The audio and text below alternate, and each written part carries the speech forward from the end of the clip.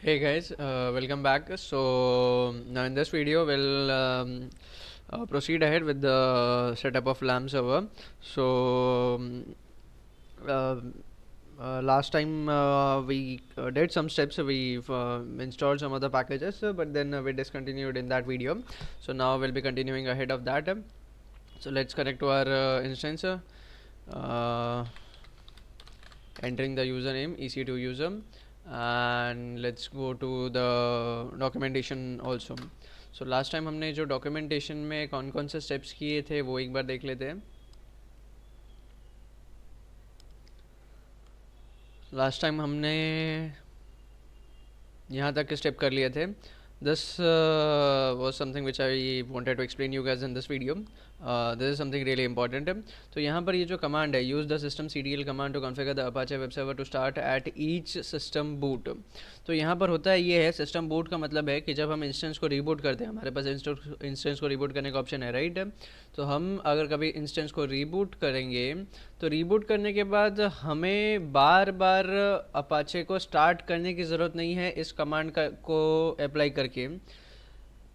अगर हम ये वाला कमांड यूज़ करेंगे तो ठीक है. तो use system c t l command to configure Apache web server to start at each system boot. अगर ये वाला कमांड हम वहाँ पर एग्जीक्यूट कर देते हैं तो उससे क्या होगा कि कितने बार भी अगर सिस्टम रीबूट होता है या इंस्टेंस रीबूट होता है तो इंस्टेंस रीबूट होने के बाद हमें बार बार अपाचे को स्टार्ट करने की ज़रूरत नहीं, क्योंकि हमने ये वाला कमांड पहले से फर्स्ट टाइम जब हम सेटअप कर रहे तब हमने ये वाला कमांड अप्लाई कर दिया. ठीक है, आप चाहो तो ये वाला कमांड बाद में भी अप्लाई कर सकते हो, डजेंट मैटर, बाद में भी एग्जीक्यूट कर सकते हो, बट अभी कर देना सही रहेगा. अदरवाइज़ क्या होगा अगर हम ये नहीं करेंगे तो, अदरवाइज़ ये होगा कि जब हम लोग रीस्टार्ट करेंगे तो हमारा जो अपाचे वेब सर्वर है वो ऑटोमेटिकली स्टार्ट नहीं होगा. उसको हम लोग को फिर अगेन ये वाला कमांड कॉपी करके पेस्ट करना पड़ेगा एंड देन वो स्टार्ट होगा. ठीक है, तो उस चीज़ से बचने के लिए या वो जो काम है वो रेडंडेंट काम कम करने के लिए हमें ये कमांड एग्जीक्यूट करना है. तो अब जब हम ये कमांड कॉपी करते हैं और यहाँ पर पेस्ट करते हैं, एंटर प्रेस करते हैं, तो यहाँ पर देखो एक लिख कर आता है. क्या लिख कर आता है? क्रिएटेड सिम लिंक फ्रॉम, ये एक पाथ दिया गया है इस तरीके से. तो ये क्या हो गया, एक सिम लिंक क्रिएट हो गया. मतलब कि ये आप ऐसे समझो कि जो जैसे अब जब जब इंस्टेंस रीस्टार्ट होता है या रीबूट होता है तो कुछ कमांड्स रहते हैं प्री एग्जिस्टिंग जो ऑटोमेटिकली एग्जीक्यूट होते हैं सिस्टम को रीस्टार्ट करने के लिए. तो वैसे ही अब ये एक कमांड, ये वाला जो कमांड है स्टार्ट वाला, ये भी एक कमांड ऑटोमेटिकली अब रन हो जाएगा. हमें बार बार रन करने की ज़रूरत नहीं जैसे सिस्टम रीबूट होता है तो. ठीक है, तो ये मतलब होता है इस पर्टिकुलर लाइन का. ठीक है, ये सिस्टम सी टी एल जो है बेसिकली ये सिस्टम सी टी एल और खास करके एनेबल वाला कमांड ये इस तरीके से यूज़ होता है ताकि कोई भी पैकेज जैसे H T T P D का जो पैकेज है उसको एनेबल कर देगा. ठीक है, सिस्टम सी टी एल. तो उसके बाद जब भी रिबूट होगा तो हो जाएगा. तो ये H T T P D package enable करेगा. आगे चलकर जब हम और भी चीज़ें अभी इंस्टॉल करेंगे, माइस्क्वेल वगैरह इंस्टॉल करेंगे मारी डी बी, तो वहाँ पर भी ये सेम कमांड रहेगा, बट हाँ डेफिनेटली पैकेज का नाम अलग रहेगा. सो दैट अगर हम सिस्टम का भी रिबूट करते हैं तो just like H T T P D वो सारे पैकेजेस भी ऑटोमेटिकली स्टार्ट हो जाने चाहिए. ठीक है, तो आगे बढ़ते हैं. तो यहाँ पर हमने ये कर दिया. अब यहाँ पर ये चीज़ क्या है, वेरिफिकेशन के लिए स्टेप है, ऑल्दो नीडेड नहीं बट वेरिफिकेशन के लिए है कि you can verify that H T T P D is on by running the following command. तो ये चेक कर सकते हो कि H T T P D जो है वो ऑन है या नहीं है. तो let's try that. Okay, enabled. Enabled का मतलब है कि वो ऑन है और एनेबल भी हो चुका है. एनेबल जो हमने यहाँ पे एनेबल करने की ट्राई किया था वो एनेबल हो चुका है. So let's proceed ahead. ये वाला जो स्टेप है ये स्टेप हमने ऑलरेडी कर दिया है. ये स्टेप ये बता रहा है कि भाई अब आप जो है आप जाकर अपने सिक्योरिटी ग्रुप में पोर्ट नंबर 80 को अलाउ कर दीजिए एच टी टी पी को. तो हमने ये ऑलरेडी कर दिया जब हम इंस्टेंस बना रहे थे. तो पोर्ट नंबर 20 ऑलरेडी अलाउ कर दिया, तो हमें ये वाला कमांड करने की ज़रूरत नहीं है. Let's go ahead. अब क्या हो गया कि हमारा अब जो है ये वाले पाथ में ये पाथ क्रिएट हो गया रहेगा हमारे सर्वर में. ठीक है, वायर W W W H T M L. तो ये चेक करते हैं कि क्रिएट हुआ है क्या. Let's go. तो हम क्या करते हैं कि फाइलज़िला ओपन करते हैं.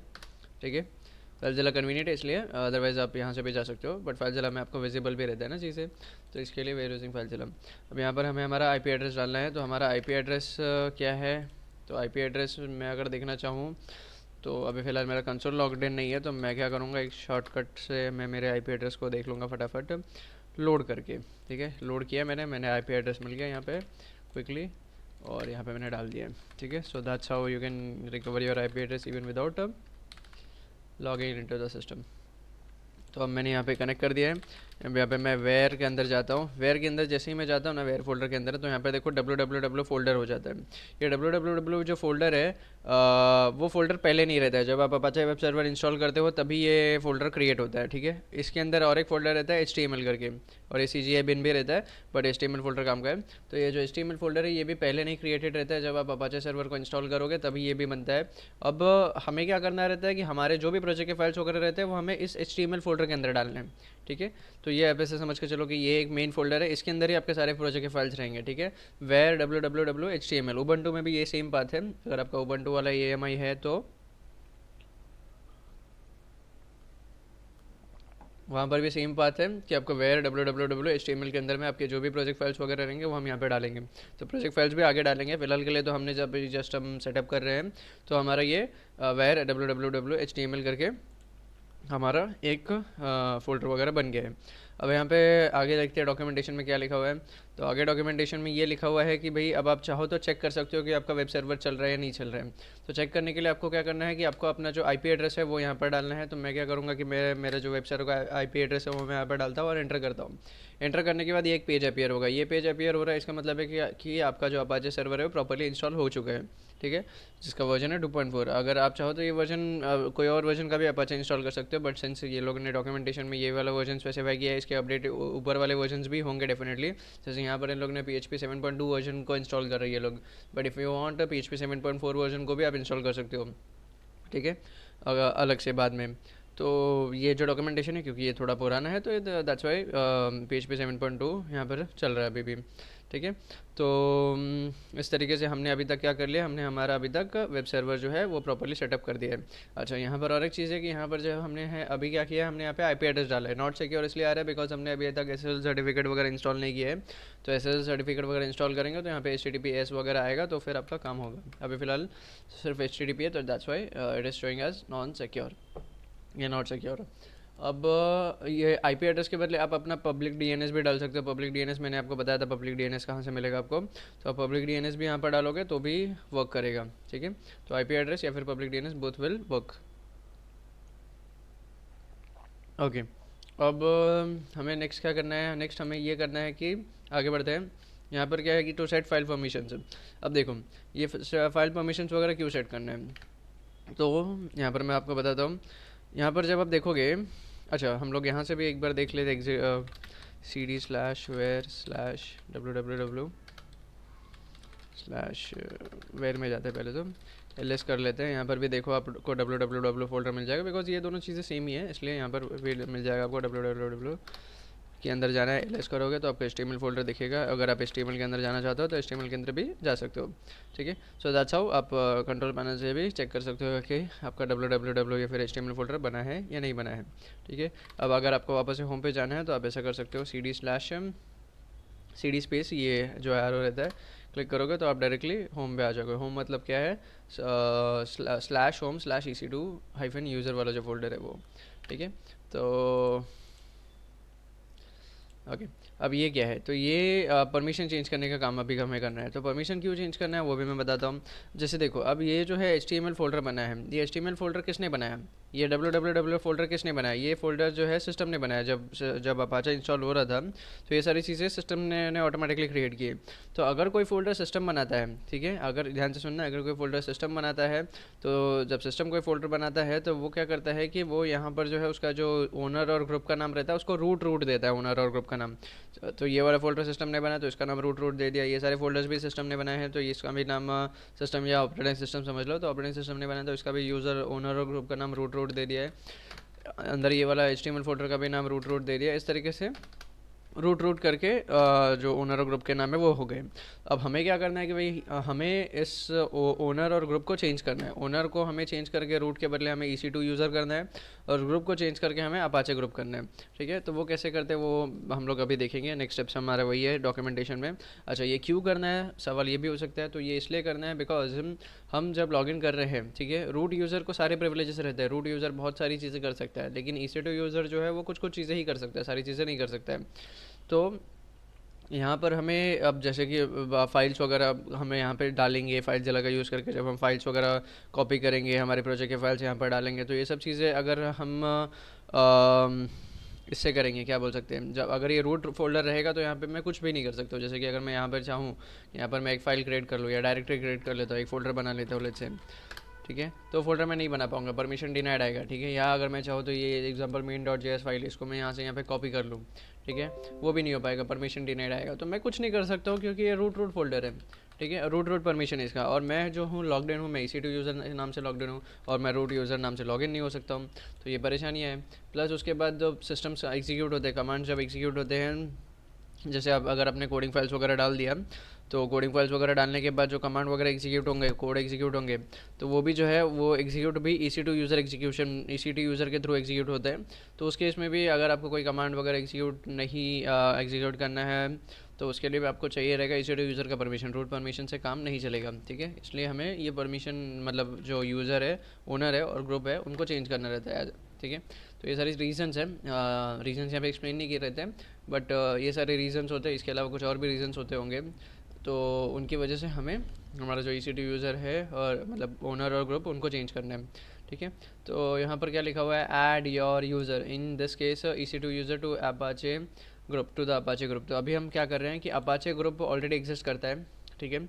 अब हमें क्या करना है कि हमें अपाचे ग्रुप के अंदर EC2 यूज़र एक को ऐड करना है, ठीक है। ये वाला कमांड ये चीज़ ये काम करेगा। तो अभी हम क्या करेंगे कि अभी हम इसको कमांड को कॉपी करेंगे और यहाँ पर हम पेस्ट करेंगे, एंटर करेंगे, ठीक है। सूडो इसके लिए यूज़ किया है बिकॉज हमें रूट वाले परमिशन चाहिए, रूट वाले ये सब चाहिए, क्या बोल सकते हैं, प्रिविलेजेस चाहिए, इसके लिए हम सूडो यूज़ कर रहे हैं, ठीक है। अगर सूडो यूज़ नहीं करेंगे तो ये कमांड अगर डायरेक्टली डालेंगे तो शायद एरर आएगा आपको, ठीक है। मैंने कभी ट्राई नहीं किया, but definitely will get the error. फिर उसके बाद यहाँ पर इन लोग ने एग्जिट करने बोला है, बट डजंट नीडेड नहीं, एग्जिट करोगे तो आप बाहर आ जाओगे टर्मिनल से, वापस से आपको पूटी से कनेक्ट करना पड़ेगा, तो उसकी ज़रूरत नहीं है। यहाँ पर चेक कर सकते हो कि वेरीफाई और मेंबरशिप, हमें हमने क्या किया कि EC2 यूज़र को अपाचे ग्रुप में एज अ मेंबर ऐड किया है। तो यहाँ पर क्या लिखा है कि to verify your membership in Apache group reconnect to your instance and then run the following command, मतलब ये ग्रुप से वाला कमांड को रन करना है। कॉपी कर लेते हैं। अब यहाँ पे देखो, ये नीचे वाली जो चीज़ है वही चीज़ यहाँ पे दिख रही है, EC2 ADM wheel system MD journal. तो ये सारे जो है आपके यूज़र्स हैं, कौन, ठीक है। फिर उसके बाद नेक्स्ट अभी क्या है हमारा, change the group ownership of where www and its content to Apache group. अब ये वाला जो कमांड है, ये वाला कमांड आपकी लाइफ में या आपके जब भी आप AWS यूज़ कर रहे हो तो बहुत बार दफ़ा यूज़ होगा, ठीक है। कई बार जो है हमारा जो रूट का जो है किसी न किसी रीजंस की वजह से हमारा जो जो फोल्डर है या फाइल है उसका जो परमिशन है वो रूट हो जाता है, क्योंकि उस सिस्टम ने क्रिएट किया है या किसी और चीज़ों की वजह से। तो हमें बार बार उसका परमिशन जो है EC2 यूज़र करना पड़ता है, ठीक है। अब इसका मतलब ये नहीं कि सारे फोल्डर्स जो है जितने भी आपके ऑपरेटिंग सिस्टम के हैं, सबके फोल्डर्स, सबके जो यूज़र है उसको रूट हटा के EC2 यूज़र कर दो। EC2 यूज़र सबका नहीं करना है, सिर्फ आपके अंदर जो HTML फोल्डर के अंदर में जो भी अंदर में सारी चीज़ें रहेगी, www फोल्डर के अंदर में या HTML फोल्डर के अंदर में जितने भी सारे फाइल्स और फोल्डर्स रहेंगे उनका आपको EC2 यूज़र और अपाचे करना है, ओनर और ग्रुप नेम। उसके अलावा बाकी फोल्डर्स का नहीं करना है। तो ये वाला कमांड आप ध्यान रखना कि आपको आगे चल के फ्यूचर में भी बहुत बार यूज़ होगा। ये कमांड करता क्या है कि ये कमांड जो है EC2 यूज़र और अपाचे, अब EC2 यूज़र को ओनर बनाता है। यहाँ पर देखो ये ओनर है ना आपका, ये ओनर में EC2 यूज़र आ जाएगा और अपाचे ग्रुप में अपाचे आ जाएगा, तो ठीक है। और ये -r का मतलब है कि रिकरिंग, ठीक है। तो /where/www मतलब कि वेयर और www फोल्डर के अंदर में जितने भी फोल्डर्स हैं, चाहे वो HTML फोल्डर हो, CGI बिन फोल्डर हो, या फिर HTML के अंदर अगर कोई फोल्डर रहा होगा, अभी तो फ़िलहाल नहीं है, लेकिन अगर रहा होता तो उसका भी जो ओनर और ग्रुप है उसको वो चेंज करके EC2 यूज़र और अपाचे कर देता है। तो ये कमांड का ये मतलब है। इसको मैं यहाँ पे कॉपी कर लेता हूँ और यहाँ पे पेस्ट करता हूँ, पेस्ट करते एंटर करता हूँ। एंटर करने के बाद अगर आप यहाँ पर जाओगे, इसको रिफ़्रेश करोगे राइट क्लिक करके, तो यहाँ पर अगर आप देखोगे तो देखो EC2 यूज़र और अपाचे हो गया, ठीक है। लेकिन ये EC2 यूज़र और अपाचे जो है सिर्फ www के अंदर ही हुआ रहेगा। अगर मैं बैक जाके रिफ़्रेश करता हूँ, यहाँ पर देखो इसका हुआ है, यहाँ पे जाते हैं रिफ़्रेश करते हैं, इसका नहीं हुआ है क्योंकि वेयर के अंदर www और उसके अंदर के सारे जो भी हैं फोल्डर्स वगैरह अभी तो फिर थे ही नहीं, तो जितने थे उतने सबके ओनर और अपाचे, ओनर और ग्रुप चेंज हो चुके हैं, ठीक है। सो ये हमने ये वाला स्टेप भी पूरा कर लिया है। अब नेक्स्ट यहाँ पे क्या है, to add group write permissions and to set the group ID for on future subdirectories, change the directory permissions of where www and its subdirectories. ठीक है। तो यहाँ पर क्या कर रहे हैं कि आगे जाके कोई अगर फोल्डर्स बनेगा हमारा, जैसे HTML के अंदर हम हमारे प्रोजेक्ट के फोल्डर्स वगैरह डालेंगे, तो वो उसमें, या फिर कोई फोल्डर हम खुद से बनाएंगे, तो वो सारे फोल्डर्स जो है, उन सारे फोल्डर्स का जो परमिशन है वो 2775 रखेंगे ये लोग, ठीक है। 2775 नहीं, 775 बोला जाता है, ठीक है। तो 775 उसका परमिशन रहेगा, सारे जितने भी फोल्डर्स वगैरह रहने वाले हैं, सब डायरेक्ट सब फोल्डर्स वगैरह रहने वाले हैं। तो इसको हम लोग कॉपी कर लेते हैं यहाँ से और यहाँ पे पेस्ट करते हैं, एंटर, ठीक है। तो ये वाला कमांड भी एग्जीक्यूट हो गया, ठीक है। अब www के अंदर HTML के अंदर जितने भी फोल्डर्स वगैरह हम बनाएंगे उनका परमिशन जो है वो वही रहेगा, ठीक है। इसका भी परमिशन अगर आप देखोगे, देखो चेंज हो गया ना परमिशन, पहले कुछ और था, ठीक है। अगर आप नंबर्स के टर्म्स में देखना चाहोगे तो फाइल परमिशन में जाकर देखो, ये 775 है, यहाँ पर जो 775 था वही 775 है, वहाँ पर आ गया, ठीक है। तो इसका भी वही है, ठीक है। अब 775 का मतलब क्या है वो भी देख लो। तो ये नंबर जो है ये इसके ऊपर डिपेंड करते हैं, ये इसके ऊपर। अगर मैं 77 में भी 4 कर दूँ तो देखो ये एग्जीक्यूट का ये वाला जो पार्ट है वो निकल गया है यहाँ पे से। तो 5 कर देना है हमें। 5 करने से क्या है, ओनर परमिशंस में हम क्या दे रहे हैं, रीड राइट और एग्जीक्यूट का परमिशन दे रहे हैं ओनर में। ग्रुप में हम लोग ने रीड राइट एग्जीक्यूट दिया, पब्लिक में हमने सिर्फ रीड दिया और एग्जीक्यूट दिया, राइट नहीं दिया, मतलब पब्लिक जो है वो राइट नहीं कर सकती, ठीक है। और ओके कर दिया है, ठीक है। तो ये हो गया हमारा ये वाला कमांड का एग्जीक्यूशन। अब उसके बाद ये वाला कमांड क्या करता है, to add group write permissions recursively change the file permissions of www and subdirectories to them. अब यहाँ पर ये क्या है कि ये वाला जो कमांड है, ये कमांड क्या करेगा कि इस फोल्डर के अंदर, HTML फोल्डर के अंदर में हम जितने भी फाइल्स वगैरह बनाएंगे, ठीक है, वो सारे फाइल्स का जो परमिशन रहेगा आगे चलकर, वो फाइल्स का परमिशन रहेगा 664। जैसे फोल्डर्स का परमिशन लास्ट वाले कमांड को हमने एग्जीक्यूट किया और हमने चेक किया कि फोल्डर्स का परमिशन जो है वो 775 हो गया है, वैसे ही अब आगे चल के जितने भी फाइल्स वगैरह बनेंगे इसके अंदर में, उन फाइल्स का जो परमिशन है वो 664 रहना चाहिए, ठीक है। तो इट्स द कॉमन थिंग कि आपको जो फाइल्स का परमिशन है उसका 775, फोल्डर्स का परमिशन 775 रहना चाहिए, और जो फाइल्स का परमिशन है वो 664 रहना चाहिए। फोल्डर्स का परमिशन आगे चलकर हमें 775 से भी चेंज करना पड़ेगा, वो जो कि हम लोग आगे चलकर देखेंगे कैसे हो सकता है। बट फिलहाल के लिए will be keeping it as 775 folders and 664 for files, ठीक है। एंटर कर दें तो ये कमांड हमारा एग्जीक्यूट हो गया है। इसका कोई चेंज आपको विजिबल नहीं दिखेगा यहाँ पर, क्योंकि ये जो है ये फोल्डर्स है, कोई फाइल्स नहीं है, ठीक है। तो इसलिए अगर फाइल्स रहते तो वो 664 होते थे। अब हमने ये वाला कमांड भी एग्जीक्यूट कर लिया है। Now EC2 user and any future member of Apache group can add, delete, edit files in Apache document root, enabling you to add content such as a static website or a PHP application, ठीक है। उसका मतलब ये है कि भाई अब EC2 user या फिर Apache ग्रुप का कोई और मेंबर, EC2 यूज़र जो है वो भी Apache ग्रुप का मेंबर ही है, या फिर Apache ग्रुप का कोई और मेंबर जो रहेगा वो ऐड, डिलीट और एडिट कर सकता है फाइल्स को, जो कि अपाचे डॉक्यूमेंट रूट के अंदर है। अपाचे डॉक्यूमेंट रूट कौन है, अच्छा है ये HTML के अंदर वाला, ठीक है। Enabling you to add content, आपको इससे आपको इसके बाद आप कंटेंट्स वगैरह ऐड कर सकते हो, स्टैटिक वेबसाइट बना सकते हो, डाल सकते हो, PHP का कोई एप्लीकेशन रहेगा वो डाल सकते हो, वो सारी चीज़ें आप कर सकते हो, ठीक है। So that's all about installing Apache. तो यहाँ पर हमने अपाचे का जो इंस्टॉलेशन है वो कंप्लीट कर लिया है, ठीक है। अब आगे की जो चीज़ें हैं वो हम लोग नेक्स्ट वीडियो में देखेंगे। आगे के ये बहुत सारे स्टेप्स हैं ना, अभी तो हमने सिर्फ स्टेप 1 कंप्लीट किया है अपाचे इंस्टॉल करने का, बट उसके आगे भी बहुत सारी चीज़ें हैं, तो वो सारी चीज़ें हम लोग नेक्स्ट वीडियो में कवर करेंगे। और till then thank you and keep watching the videos, and if you haven't subscribe the channel yet, so subscribe it please, so that you will not miss any update, and thank you.